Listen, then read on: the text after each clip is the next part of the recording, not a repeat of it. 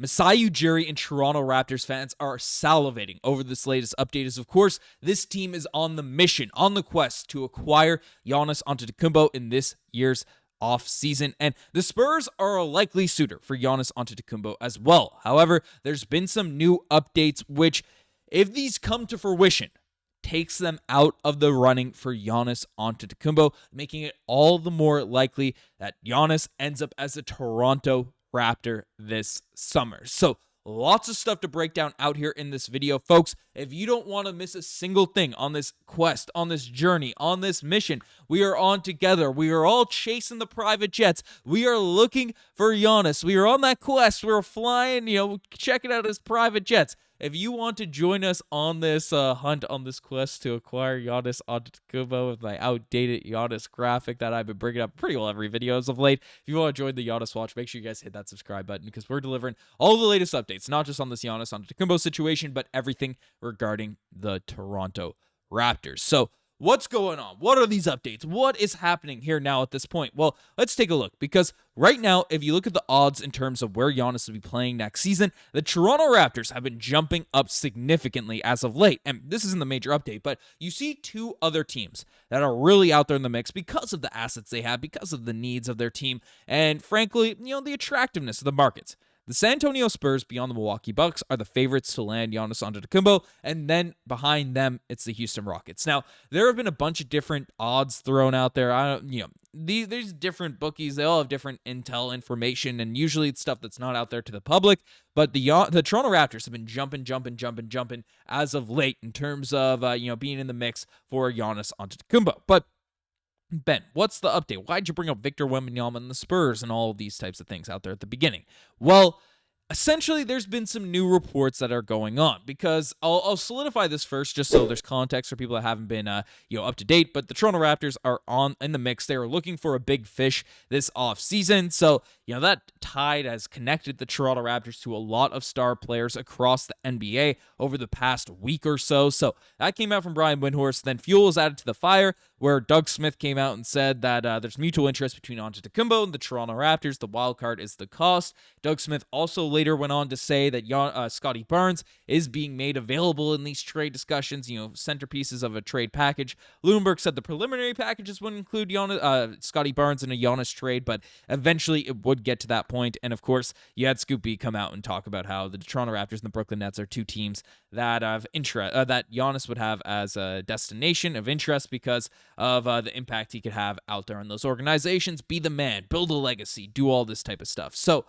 going back, just wanted to give some context. Some people aren't following along, want to give all the updates. But basically, the Spurs are still among the favorites, to land Giannis Antetokounmpo. It's a serious sort of package. It's a serious thing there. Well, we got a couple of updates regarding the San Antonio Spurs, and this comes from Jake Weinbach, saying that Kevin Durant's camp views the San Antonio Spurs as a preferred landing spot, and there's been reports of mutual interest since the trade deadline. So that came out in regards to the Spurs, and Jay Gambo, a Suns reporter, has also connected Kevin Durant to the San Antonio Spurs. Again, the other team, and regardless of what you want to think about, I mean, if we're looking at this list, because you're following that Kevin Durant trade saga at all, the Houston Rockets are the other team that's also out there in the mix for KD. So regardless of where he ends up, if it's the two likely destinations, it's possible that one of these deals ends up being a positive in favor of the Toronto Raptors, because the two teams that are above the Raptors in that Giannis race right now,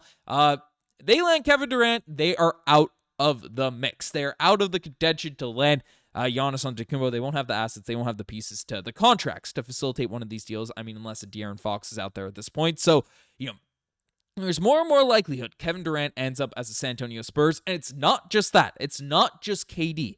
It's not just KD in these mix, as report also came out that essentially the team I'd watch closest with Jaylen Brown is probably the Spurs. Sure, I think the Spurs would love to make a run at Giannis, but do the Bucks also ask for Stephon Castle? Like, is that on their wish list? And if it is, I can't see San Antonio doing a deal like that. So basically, Chris Mannix is coming out and kind of shutting down what that main trade package would be, because The San Antonio Spurs, they love Stephon Castle. He's rookie of the year. He has a ton of potential, and I don't blame them for wanting to hold on to the rookie. We held on to Scottie Barnes after his rookie of the year season, and when Kevin Durant was being made available, when KD was more in the prime of his career. And I don't think anyone thought that was a stupid idea out there at the time. In hindsight, I look at our comment section, some people are like, oh, why didn't we trade Scottie? Why didn't we? And, say what you want. Scottie's had an up and down, career. I still am very, very bullish on Scottie Barnes being a star, dare I say superstar potentially out there in the NBA, but that is what it is. So I can see the Spurs wanting to not hold Castle, but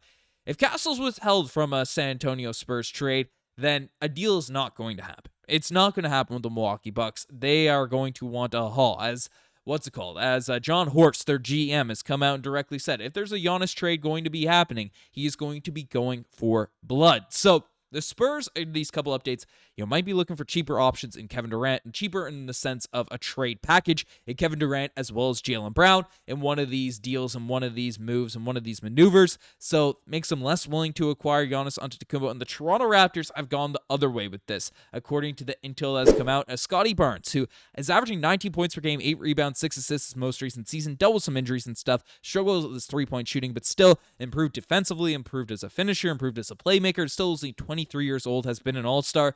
Basically, the Raptors are willing to give that golden prize, that golden piece out there in a trade package. And whether or not we think it's smart, because, again, on our live stream, I saw our comment section, it was split in regards to people thinking, hey, does it make sense to include Scottie Barnes in one of these trade packages, especially where the Raptors, the Bucks are trying to gut us. They are trying to gut us if a trade is going to go down. Basically, if, it's Scottie plus Gradey or Jacoby or Ochai and multiple firsts and things that are happening along those lines, then that gets very, very difficult of a decision for Masai Ujiri, for Bobby Webster, for the decision makers, heck, for ownership for this Toronto Raptors team in terms of making one of these moves. But we know Masai Ujiri's not afraid to take big swings, and it's the reason why the Raptors, day by day, have been increasing out there in terms of their probability of landing Giannis Antetokounmpo. And again, you see the Nets down there as well. There's been a lot of buzz about the Brooklyn Nets and the Toronto Raptors making a trade closer to this year's NBA draft for a lottery pick. I've already made a couple videos on that and how the packages just don't really make sense. But in the grander scheme of things, if there's a lot of moving pieces and there's a blockbuster trade going down, then there's an avenue to where those Brooklyn Nets trade talks make more sense, right? If the Raptors take back a Kyle Kuzma in one of these trade packages, which of course is not a great contract, isn't a fit on this team, doesn't make a ton of sense for the Raptors moving forward, flipping him and the Raptors' 9th pick for a couple of later round firsts, that's where those kind of discussions, those trade talks with the Brooklyn Nets end up making more sense for the Toronto Raptors, rather than a deal that's going down right now where Masai Ujiri just gives them Jakob Poeltl for a more expensive guy and a worse draft pick. Like, it doesn't make any sense, those talks in that context, but in a Giannis context, that's where things get more interesting. So let me know what you guys think about all this in the comment section down below. You guys are the best thing as far as subscribe to the channel if you guys haven't already. Anyways, I'm signing out. Cheers.